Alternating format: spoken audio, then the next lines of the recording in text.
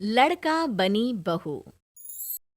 पूरे 28 साल का हो चुका था ऋषभ, लेकिन शादी करने को तैयार ही नहीं था। माँ बाप पूरी तरह से परेशान हो चुके थे। जब भी किसी लड़की का रिश्ता ऋषभ के लिए लेकर आते तो वो शादी करने से साफ मना कर देता, चाहे लड़की कितनी भी सुंदर, कितनी भी अच्छी क्यों ना हो। ऋषभ के माँ बाप को इसकी वजह समझ में नहीं आ रही थी। अरे ऋषभ बेटा, अच्छी खासी नौकरी लग गई है, दिखता भी इतना अच्छा है। आखिर बात क्या है, तुझे शादी क्यों नहीं करनी? देख, तू हमारा इकलौता बेटा है। अगर तू शादी नहीं करेगा तो कैसे काम चलेगा? लेकिन मैं शादी करना ही नहीं चाहता। मुझे कोई लड़की पसंद नहीं आती। अरे बेटा, अगर कोई लड़की तुझे पसंद हो तो उससे शादी कर ले, हमें कोई एतराज नहीं है। हाँ ऋषभ बेटा, अब देख, तेरी माँ से भी काम नहीं होता। घर में एक बहू आ जाएगी तो कम से कम घर का माहौल भी अच्छा होगा और तेरी माँ को मदद भी मिल जाएगी। लेकिन मम्मी पापा कहा ना, मुझे लड़कियां पसंद ही नहीं आती। अरे लड़कियां पसंद नहीं आती तो क्या लड़का पसंद आता है? वो तो वक्त आने पर ही पता चलेगा। ऋषभ की बात सुनकर उसके माँ और पापा का सर चकरा जाता है। कुछ दिनों के लिए ऋषभ अपने ऑफिस के काम से शहर से बाहर जाता है और जब लौट कर आता है तो सामने का नजारा देखकर उसके माँ पापा बेहोश होते होते रह जाते हैं। अरे ये क्या, ये तुम्हारे साथ कौन है? माँ, ये दीपक है, मेरी पत्नी। हम दोनों ने शादी कर ली है। दीपक तुम्हारी पत्नी कैसे हो सकता है? अरे दीपिका होती तो बात समझ में भी आती। ये तो लड़का है। तो क्या हुआ पापा, आजकल तो ये सब फैशन में है और मैंने आपको बताया था कि मुझे लड़कियां पसंद नहीं आती। अरे तो इसका मतलब ये थोड़ी है कि तुम दीपक को दीपिका बनाकर ले आओगी। मुझे बहू चाहिए, बहू के रूप में, यह आदमी नहीं। लेकिन मम्मी जी, मैं आपके बेटे से बहुत प्यार करती हूँ। मेरा मतलब करता हूँ। अरे इसको तो करती हूँ का अंतर भी नहीं पता। लेकर जाए इसे वापस। अगर आपने इसे घर से बाहर निकाला पापा तो मैं भी इसी के साथ चला जाऊंगा। मैं ऋषभ के बिना जी नहीं सकती। मेरा मतलब जी नहीं सकता। हमारा जिंदगी भर का साथ है, प्लीज हमें अलग मत कीजिए मम्मी जी, पापा जी। हे भगवान, ये तूने क्या दिन दिखाया। मेरे बेटे को थोड़ी अकल दे दे, लड़के को बहू बनाकर घर में ले आया है। अब क्या होगा, हम दुनिया को क्या मुंह दिखाएंगे? वह बेकार में परेशान हो रही है। दीपक आपके सारे काम करेगी और एक अच्छी बहू की तरह आपके साथ रहेगी, देखना। पहले तो खुद तो क्लियर कर ले कि यह कुछ करेगा या करेगी। बाद में हम सोचते हैं कि हम क्या करें। बहू के आने के बाद क्या करते हैं? मुंह दिखाई की रस्म तो आप भी वही कर लीजिए। आप चाहे तो मैं पूरे मोहल्ले में न्योता दे आती हूँ। अरे रहने दे, तेरी वजह से बेइज्जती और ज्यादा होगी। आई बड़ी, अब मेरा मतलब है आया बड़ा न्योता देने वाला। अगले दिन सुबह के वक्त दीपक बड़ी नजाकत से चलता हुआ सबके लिए चाय बनाकर सुबह सुबह बालकनी में आ जाता है। प्रणाम मम्मी जी, प्रणाम पापा जी। ये देखिए, चाय बिल्कुल आपकी पसंद की है। मुझे ऋषभ ने सब कुछ बता दिया था कि आपको क्या क्या पसंद है।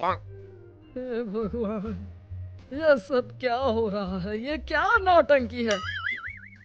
नौटंकी कहाँ है? माँ देखिए तो, मेरा दीपक आपका कितना ख्याल रख रहा है। लाओ, अब जो भी है जैसी भी है, चाय पियेंगे ही सही। थोड़ी देर के बाद वैसे दीपक, चाय तो तुमने बहुत अच्छी बनाई है। चलो कुछ तो अच्छा हुआ। अगले दिन अजी सुनते हैं, आज पैरों में बड़ा दर्द हो रहा है। लग रहा है घुटनों में फिर से कुछ न कुछ प्रॉब्लम हो रही है। डॉक्टर ने वो दवाई दी थी, उसकी मालिश करो ना अपने घुटनों पर, आराम मिल जाएगा। वो क्या है ना, खुद के हाथों से ठीक से मालिश नहीं हो पाती। अरे मम्मी जी, आपको परेशान होने की क्या जरूरत है? मैं हूँ ना, लाइए, मैं आपके पैरों पर मालिश कर देता हूँ। अब मेरा मतलब कर देती हूँ। अरे रहने दे, रहने दे। घर में बहू होती तो सेवा करती, यहाँ तो आदमी बहू बनकर बैठा हुआ है।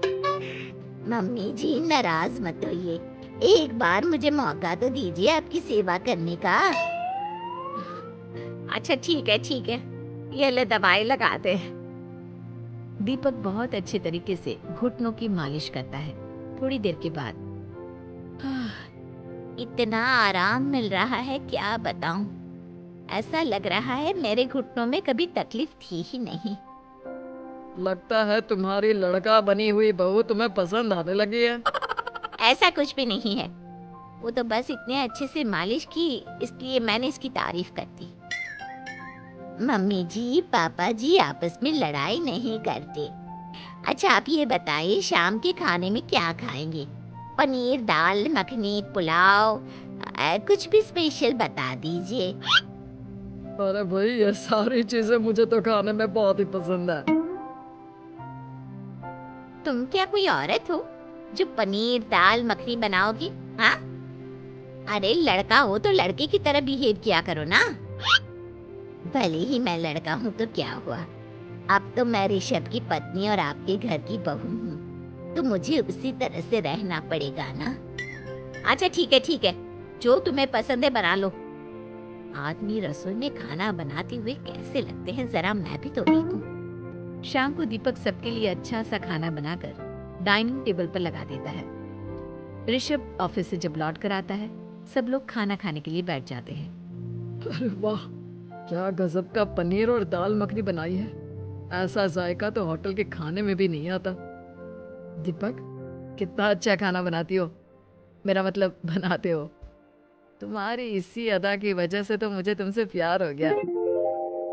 अरे बहुत हो गया, आदमी होकर आदमी से प्यार करते हो।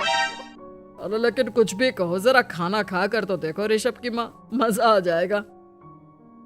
हाँ वैसे बात तो आपकी सही है, खाना तो वाकई में लाजवाब है। इतना स्वादिष्ट पनीर तो मैंने अपनी जिंदगी में नहीं खाया। कितना अच्छा होता अगर ये दीपिका होती। और फिर अगली सुबह कुछ ऐसा होता है जिसे देखकर ऋषभ के माँ और पापा ना केवल खुश होते हैं बल्कि हैरानी से उनकी आंखें फटी की फटी रह जाती हैं। उन्होंने जो नजारा अपनी आंखों के सामने देखा उसे देखकर उन्हें अपने आप पर भरोसा नहीं हुआ। सुबह का वक्त था, सब लोग बालकनी में बैठकर सुबह की चाय का इंतजार कर रहे थे। तभी रसोई में से एक बहुत ही खूबसूरत लड़की जिसके लंबे लंबे बाल थे और जिसने साड़ी पहनी हुई थी, हाथ में चाय की ट्रे लेकर वहां आती है। अरे ये कौन है?